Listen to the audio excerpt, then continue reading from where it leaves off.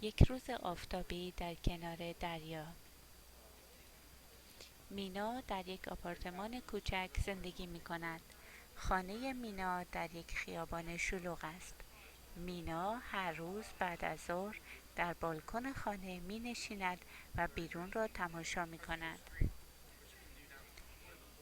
مینا معمولاً در پایان هفته به پارک نزدیک خانه‌اش می رود. در پارک با مردمی که با آنجا می آیند آشنا می شود. یک خانم با بچه کوچکش، یک پیرمرد و یک آقای جوان با ریش و موهای قهوه‌ای همیشه به پارک می آیند.